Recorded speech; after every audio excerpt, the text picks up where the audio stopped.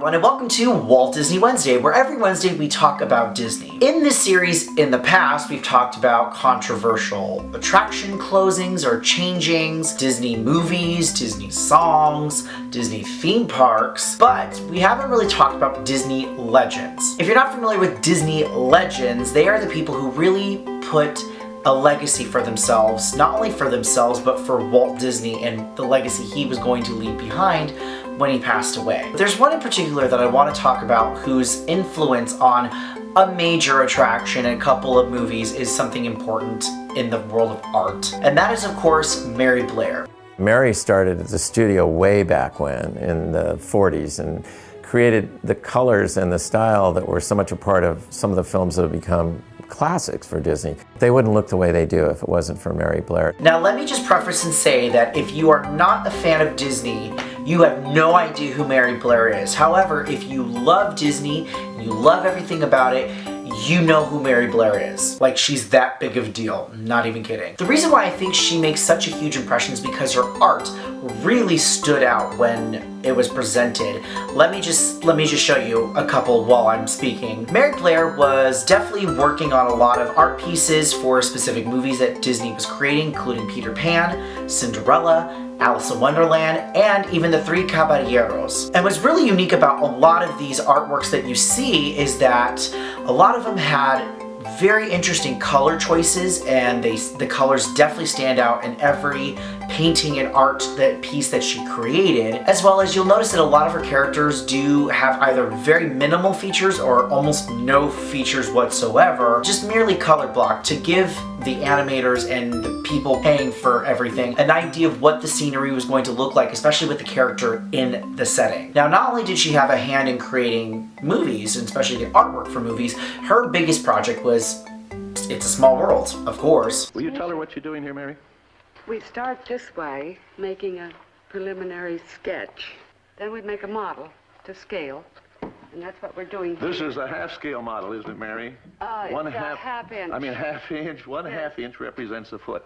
So actually, when the thing is really built at Disneyland, those towers will be 60, 70 feet high. What I like about It's a Small World is that it's very geometric. Now, I'm all about geometric shapes because it just makes me happy. I really love geometric shapes. But not only that, it was color blocked with a lot of white and gold. And every time she created a concept sketch for these attractions, you'll notice that a lot of the characters and figures will have the round faces with the tiny little bodies and always would have a smile on them. And that inspiration actually moved from art to a physical piece, which still exists to this day. My personal favorite would actually, out of all the It's a Small Worlds, would be Tokyo Disneyland. And the reason why is because you get to go through the facade, which was really cool. Then you get to see from the ceiling to wetted floor sized mural that definitely has a lot of Mary Blair speaking out, or not even speaking, yelling out, that would show you the different countries that you encounter while you were riding through It's a Small World. Sadly, that art piece will not be there anymore, seeing as in just a little bit, that building is going to be moved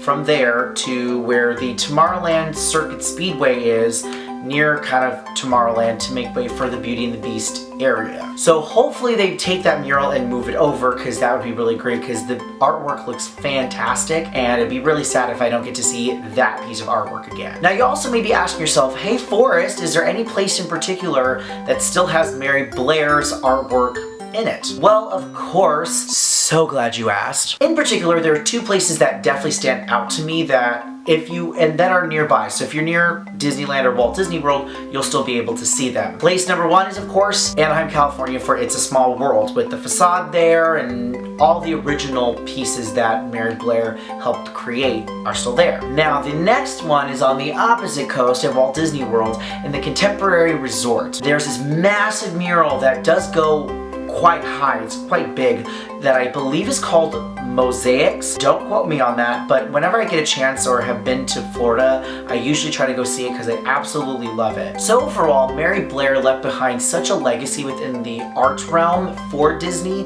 that her art can just be, as soon as you see it, you immediately know that it's hers, and the way she used color and the way she used shape to tell a story still lives on to this day for any animator that works for Disney. And with that, thank you so much for watching this week's episode of Walt Disney Wednesday. If you liked the video, please don't forget, like and subscribe down below. I release new videos every single Monday, Wednesday, and Thursday.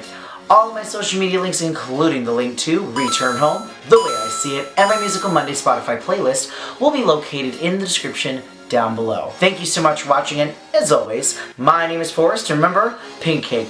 Woo!